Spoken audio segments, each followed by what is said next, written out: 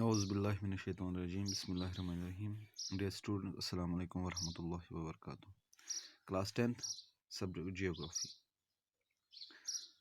आज हमने जो टॉपिक चूज़ किया that is types of mining and distribution of minerals. इससे पहले हमने पढ़ा था मिनरल्स, फिर क्लासिफिकेशन उसकी पढ़ी थी। उसके साथ साथ हमने means of occurrence of minerals पढ़ा था। आज हम देखेंगे टाइप्स ऑफ माइनिंग, कैसे मिनरल्स को हम निकालते हैं और डिस्ट्रीब्यूशन ऑफ मिनरल्स, कहाँ कहाँ पे कौन कौन से मिनरल्स पाए जाते हैं। तो पहला जो पॉइंट है that is open pit mining. Open pit mining क्या होता है, फर्स्ट हम देखेंगे कि ओपन पिट माइनिंग क्या होता है। कि हमने कोई पिट बनाए, पिट आपको पता है कि ये हम देखेंगे this is part of earth. Open pit mining मतलब ये जो इसका ये पार्ट जो है इसको हम खोदेंगे और जो मिनरल्स होते हैं वो इसमें होंगे, यहाँ तक इस लेयर तक होंगे, तो इसको हम बाहर निकालते हैं। इस प्रोसेस को हम ओपन पिट माइनिंग कहते हैं, क्योंकि सीधा हम गड्ढा खोदते हैं, उसमें से जो मिनरल्स होते हैं वो बाहर निकालते हैं। मैंने आपको पहले भी बोला कि मिनरल्स जो होते हैं वो दे आर इन फॉर्म, वो बहुत सारी चीज़ों के साथ मिले होते हैं। उसके बाद उनको क्या करते हैं, उसकी जो होती है प्यूरिफिकेशन, अलग अलग से उसको फिर हम अलग करते हैं। तो अगर हम बात करेंगे तो इस ओपन पिट माइनिंग में ज़्यादातर हम आयरन और या कॉपर निकालते हैं, क्योंकि it mixed with the earth, ज़मीन के साथ, सॉइल के साथ वो मिली होती है। और हम इस प्रोसेस को हम ओपन पिट इन मिनरल्स को हम ओपन पिट के ज़रिए लाइक दिस, कि ये हमने यहाँ पे ज़मीन है, हम ऐसे पिट बनाते हैं और जो मिनरल्स होते हैं वो यहाँ पे जो होते हैं वो हम एक्सट्रैक्ट करते हैं, अपने पास ले जाते हैं। तो आपको मैंने बोला आयरन और कॉपर इसमें निकालते हैं। फिर दूसरा है क्वायरिंग। क्वायरिंग क्या होता है? Quarrying refers to the extracting materials directly from the surface। जो क्वायरिंग में क्या होता है, जो सरफेस पे जो मटेरियल्स होते हैं, ज़मीन के ऊपर ही तह पे जो मटेरियल्स होते हैं, जो मिनरल्स होते हैं, उनको हम निकालते हैं। उनमें हमने पिट्स विट्स नहीं खोदने होते हैं, बनाने होते हैं। इसमें हमें डिगिंग करनी नहीं होती है। इसमें हम डायरेक्टली जो ज़मीन के ऊपरी तह पे, जो हम ज़मीन के ऊपरी सतह पे, जो ज़मीन के ऊपरी लेयर पे जो मिनरल्स होते हैं उनको हम एक्सट्रैक्ट करते हैं।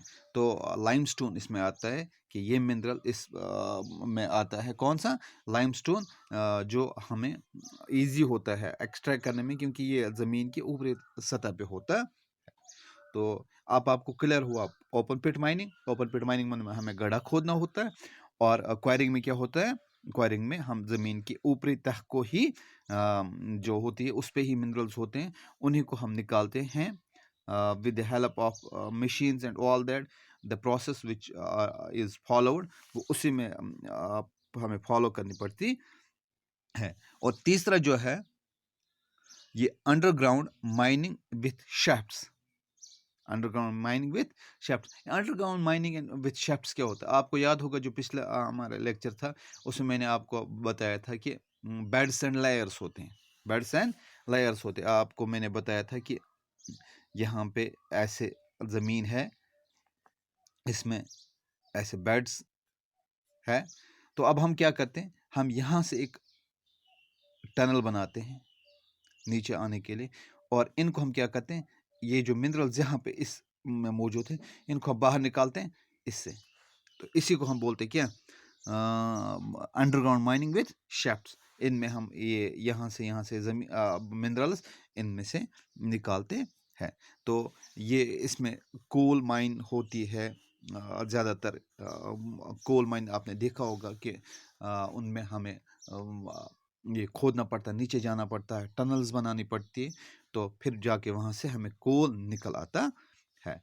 तो आई होप कि तीनों जितने भी ये आपके लेसन में दिए गए हैं टाइप्स ऑफ ये दिस माइनिंग, ये आपको क्लियर हुआ होगा। ओपन पिट माइनिंग क्या है, क्वायरिंग क्या है और अंडरग्राउंड माइनिंग विथ शेफ्ट्स क्या है। तो इसके बाद अगर हम बात करेंगे मिनरल जो है, they are minerals are nationalised and their extraction is possible only after obtain the permission from the government. तो जो हमारे पास जो मिनरल्स होते हैं ये होते हैं नेशनलाइज्ड। नेशनलाइज्ड मीन्स ये किसी के नहीं होते हैं, इवन पार्ट हम कह सकते हैं स्टेट के नहीं हो सकते, they are nationalised. That means कि अगर हम बात करेंगे कि कोई राजस्थान में कोई चीज़ निकलता है तो दैट मीन्स कि राजस्थान वालों का ही हक नहीं होता है। They this is the right of every person living in India. वो जो मिनरल राजस्थान में निकलता है उसका वो इस्तेमाल करें। तो that means that's why it's called nationalised. हम कह सकते हैं इसको हम नेशनलाइज्ड कहते हैं। That this is the reason, क्योंकि इस पे गवर्नमेंट की परमिशंस होनी चाहिए और इस पे सबका हक होता है। और लेकिन इसके बाद दूसरा पॉइंट है माइनिंग बाय ट्राइबल ग्रुप्स। ये माइनिंग बाय ट्राइबल ग्रुप्स क्या है?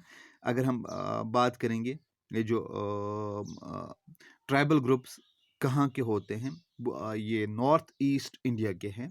तो वहाँ पे कुछ लोगों के अपने मिनरल्स, वो इंडिविजुअल मिनरल्स हम कह सकते हैं या कम्युनिटी मिनरल्स कह सकते हैं। तो इसके बाद क्या है, क्योंकि मेघालय की हम बात करेंगे नॉर्थ इंडिया में आता है, नॉर्थ ईस्ट इंडिया में आता है वो। तो वहाँ पे क्या है, नॉर्थ ईस्ट इंडिया जो मेघालय की बात मैं कर रहा हूँ, वहाँ पे बहुत सारा ज़्यादा डिपॉजिट है किसका, कोल आयरन और का, लाइमस्टोन वहाँ पे मौजूद है। तो ये कैसे करते हैं, इन्होंने एक प्रोसेस बनाया है that is called rat hole mining. That is called rat hole mining. Rat hole mining is like this underground mining. ये भी ऐसे बनाते हैं, आपको पता है कि ऐसे रैट का होल होता है, हम कह सकते हैं। लेकिन जब ये नीचे जाते हैं इसमें एक चीज़ का खतरा रहता है, इसमें एक चीज़ का, क्योंकि बंदा अंदर गया किसमें, इस होल में अंदर गया, तो वहाँ से इसने ये जो इसको मिनरल निकालने हैं, मिनरल निकालने के लिए इसको पूरा अंदर जाना पड़ता है। और यहाँ पे एक खतरा रहता है कि ये ज़मीन धंस ना जाए, क्योंकि इसने बनाई यहाँ से एक टनल से बनाई है। अब यहाँ पे बंदा आ गया, पानी अगर आ गया यहाँ से तो ये इसमें फंस जाते हैं, तो बहुत सारी इसमें प्रॉब्लम्स हो जाती हैं। लेकिन ये अभी भी नॉर्थ ईस्ट स्टेट जो है वहाँ पे कुछ पार्ट्स में ये होता है। मैंने आपको बताया कि मेघालय नॉर्थ ईस्ट का एक स्टेट है, नॉर्थ ईस्ट इंडिया का एक स्टेट है, वहाँ पे अभी ये रैट होल माइनिंग होती है। रैट होल माइनिंग आपको समझ में रैट होल माइनिंग वो माइनिंग है जो हम गड्ढा टनल बना के हम उसमें जाते हैं। जैसे चूहा जाता है अपनी जो उसकी जो उसका जो होल होता है जिसमें वो रहता है, तो वो उसमें जा अंदर से पता नहीं कितना बड़ा होता है, हमें बाहर से छोटा ही दिखता है। तो ये ये ट्राइबल ग्रुप्स वहाँ पे करते हैं। तो अब हम नेक्स्ट जो इसमें हमने देखा था that is distribution of minerals, distribution of minerals. तो अभी तक हमने टाइप्स ऑफ माइनिंग पढ़ी। मैंने आपको ये बताया कि नेशनलाइज्ड है, तो लेकिन ट्राइबल ग्रुप्स भी करते हैं माइनिंग। और अब जो है डिस्ट्रीब्यूशन ऑफ मिनरल्स, कहाँ कहाँ पे मिनरल्स पाए जाते हैं, कौन कौन से मिनरल्स पाए जाते हैं। तो बात करेंगे डिस्ट्रीब्यूशन ऑफ मिनरल जो है वो अनइवन है, हर जगह पे ये अवेलेबल नहीं है। कोई मिनरल एक जगह पे पाया जाता है, कोई मिनरल दूसरी जगह पे पाया जाता है। तो हम देखेंगे पहला जो है peninsular rocks. Peninsular rocks, peninsular किसको हम बोलते हैं कि वो एरिया जो कवर्ड होता है water by three sides.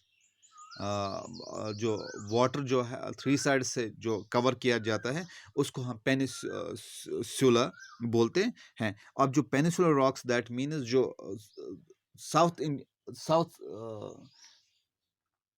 South India है उसी के